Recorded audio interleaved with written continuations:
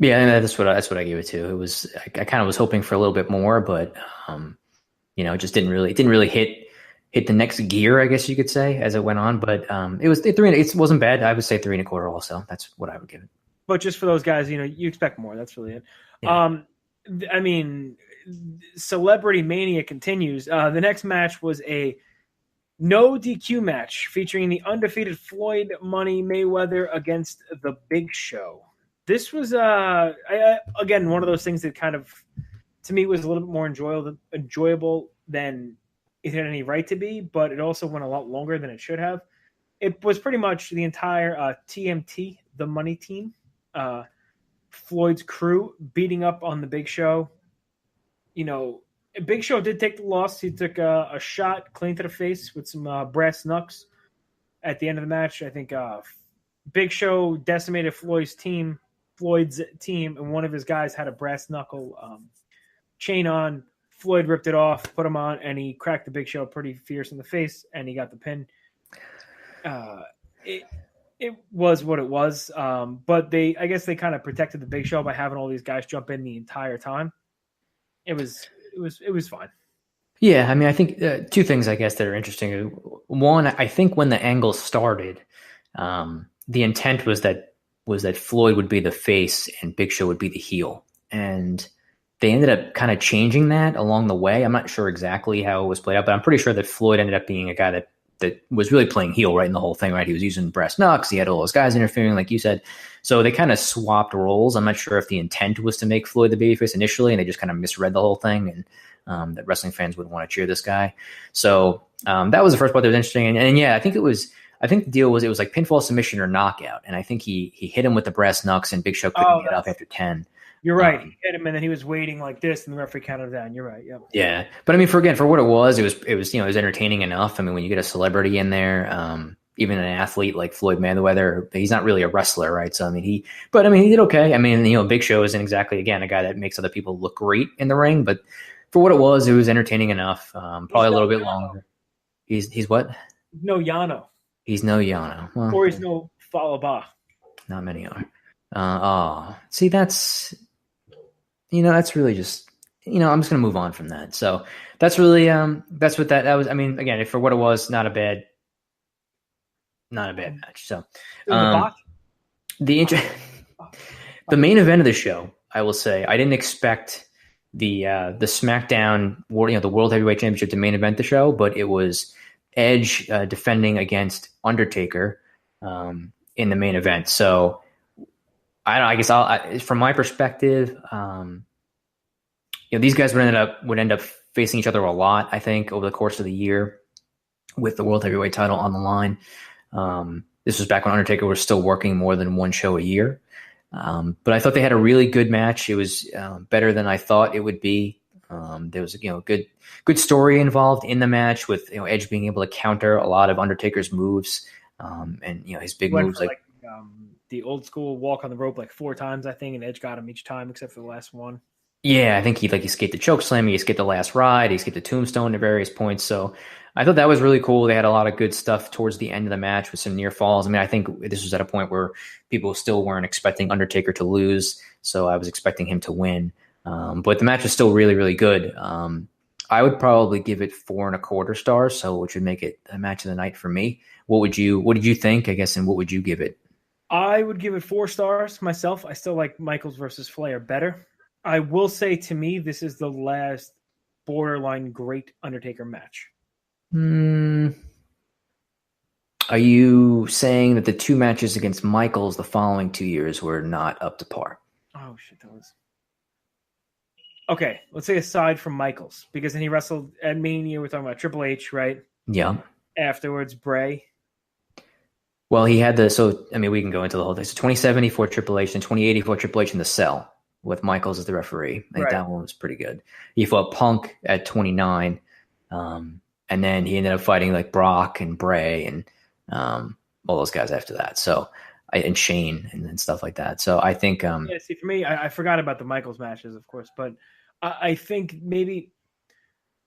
I think Edge just brought out something different in The Undertaker. Edge was able to work a little bit better with him. And when The Undertaker locked in the Hell's Gate submission, with all due respect to the Undertaker, at this point he could still actually get his legs around it, so it looked like a feasible submission instead of somebody just laying in his nuts. Okay, and that's what it got to be years later. Don't hate. The hot take. Hot take. Taker's got bad hips. That's not my fault. Okay, I'm just saying this. Maybe not the last. Let me rephrase that. Not the last great Undertaker match. Maybe the last match where the Undertaker looked great. If that makes it at all any different, he didn't feel. He didn't look quote unquote old in the ring. He could still do. He did the dive over the top rope and he landed it cleanly. He still. It just wasn't. When I watched this match, I could watch this match and not say, okay, that's the guy at the end of his career. Where towards later matches, because of all of his injuries and the beating his body took, you could see in the ring he wasn't where he used to, where he was at one point. But this year, to me, he was still able to do those spots that he did all the years before.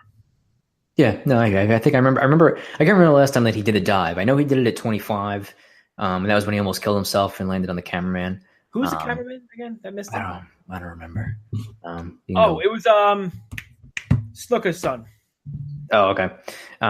Yeah. So yeah, I remember him doing that. But yeah, it's like in recent matches that we've seen from him with Roman and Shane and Bray. Like those things haven't really happened. So it's unfortunate. I guess that's just what happens as guys' careers go on. So what would you give? I have two questions, I guess. One, what would you rate this show 1 to 10? And then second question, part 2, where would you rank it in terms of the WrestleManias all time? You don't have to give an exact ranking from 1 to 34, but maybe like top third, middle third, bottom third, that type of thing. Like where would you put it? So I guess rating 1 to 10, and then where would you rank it? I would give this show an 8.25. That's an 8.25. Wow, that's good. That's good. And I would say rank it. I would say I would put it in top 8. Is that fair? Top 8 WrestleManias. Okay. Yeah. So it's like the top 25%, right? Because there's about 33 WrestleManias. So you're looking at the top quarter. Yeah. Of WrestleManias. It wasn't, and watching it now, it was an easy show to watch. To me, that's really what justifies the score. So what about you? Where would you put it? I was going to give it a 7 out of 10. Really? Okay. Which is still pretty good, right? If you think about it. And as far as where I would rank it, it's probably like in the middle tier for me, but like towards the top of the middle tier. So like if you're looking at there's 33 WrestleManias, it's probably maybe like, the 12th or 13th best or something, like 11, 12, 13th best, somewhere in that range. So I think it's towards the top half of the all-time shows, because there's been some real stinkers. Let's be honest.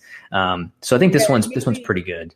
Maybe if I went back and if I had 7 days in a row and I could watch them all, it'd be a different story. But from the recent ones that I've watched, because I haven't really watched great WrestleManias, to be honest with you, this one stuck out a little bit more to me. But I think between the Michaels match, the Taker match, and the ladder match, I think those two, I think they held up over time, and that's it's kind of tough to do now. So, yep, no, I'm with you, Val. So yeah, so that's the WrestleMania 24 retro review, 10 years to the day. And I think this is the all night long wrestling podcast. So, Mike, where can everybody find us on the internet? Wait, are we done? Because I wanted to talk about something. Oh, you want to talk about Falaba? Yeah, I wanted to talk about something. Okay. I have a hot take for you. Right? Oh, I thought we were going to do our advertisements. Okay, go ahead. Yeah, sure, go ahead. We'll wrap it up in the end. But I want to say something. Maybe it could be a hot take, but I've been watching a lot of WCW NWA lately, as per usual. But I'm getting a little bit later. I'm getting out of the 80s and I'm heading into the 90s. The Black Scorpion was one of the most underrated angles of all time. That's a shoot. I think if done a little bit differently today, I think, because I honestly think an angle like this could get over today and it could be huge.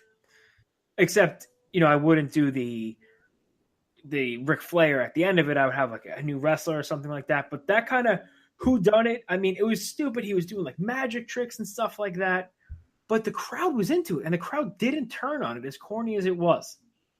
I'm a big sucker for mysteries. I'm a big sucker for a little paranormal stuff, a little whodunit mystery, if you will. And I think Sting played his role pretty good. I was a huge fan of the Black Scorpion angle. Mm. Well, it's funny you say that because I'm currently reading Jim Ross's book. Slobberknocker? Yes. And he, so he kind of chronicles all the different places that he's worked over the years. And obviously, during that time, he was in NWA, WCW. And the booker who came up with the angle was Ole Anderson. Same guy who voiced the Black Scorpion. That is right. He mentions that. And the one thing I guess I'll mention as far as what he said about the angle, or something that he noted about the angle, was that when Ole booked it, he didn't have anybody in mind for who was actually going to be the Black Scorpion. So there was rumors going around at the time about who it might be, and I think it was played by different people at various points, on different shows and appearances and things like that. And I don't think that Flair wanted to do it, but he just kind of did it because he was a team player at that for whatever it's worth, I guess, at that point in time. So he just kind of did it. I think that was the rough part of it, but I think maybe people were expecting something different. But that was what he mentioned, that when Ole booked it, he didn't have a plan, and Jim Ross said to him, like, well, don't you think you should kind of have an end point for this thing? He's like, no, I'll book whatever I want, and I'll figure it out at the end, type of thing. Hell yes. Good for you, Ole Anderson. I think I was reading up on it recently too, because I watched I just started Starrcade 90, but I watched all the Clash of the Champions and Halloween Havoc leading up to it. And how was I going with this? That son of a monkey's uncle. I forgot what I was going to say.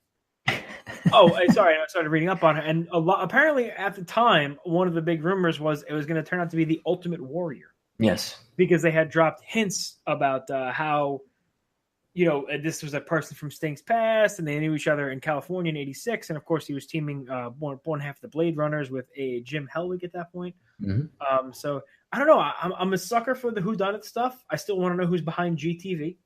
I want to know who beat up Enzo, because I don't think it was Big Cass. Those kind of angles, like even the Enzo angle that they ran a year and a half ago was like a whodunit thing, right?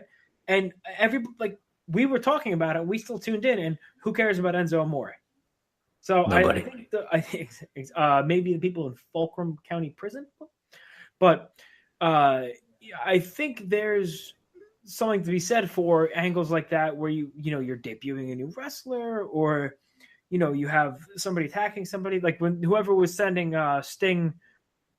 I think it was a year and a half later they were doing the thing where somebody was sending Sting packages, and they he sent them Cactus Jack and Abdul the Butcher and stuff like that. That stuff is cool. It doesn't have to suspend your disbelief for a little bit, but I'm into stuff like that. And I think it was an angle that, if done better, it could have got a lot more out of it.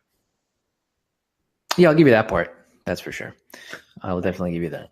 Well, speaking of a lot more, it's WrestleMania week, Joe. It's March 30th today. WrestleMania, I believe, is April 7th. Before that, so we have WrestleMania 8th. I'm sorry, it's the 8th. WrestleMania, yeah, you're right. WrestleMania is April 8th. NXT TakeOver New Orleans is the 7th. ROH Ring of Honor Supercard of Honor is the 7th. There are countless professional wrestling events going on in New Orleans all next week. The All Night Long Wrestling Podcast will be out in full effect. We're going triple duty, maybe quad duty next week. We're not sure. I don't want to even tease having a special guest next week, because I don't want to jinx us. Yeah. But if all goes well, we will have a very, very special guest next week. You'll be able to find out who that's going to be on our Twitter, which you can find at All Night Long WP. You could find us out on Facebook, facebook.com/allnightlongwp. We'll have 3 quick episodes up next week, maybe a 4th one if this interview pans out. We're going to have the WrestleMania preview show, which is probably only going to be about 3 to 4 hours, because it's, how many matches did you say? 73? Yeah, I think 73. 73 matches for WrestleMania. You know, we'll have a bunch of content on it next week. So if you don't already, go to YouTube.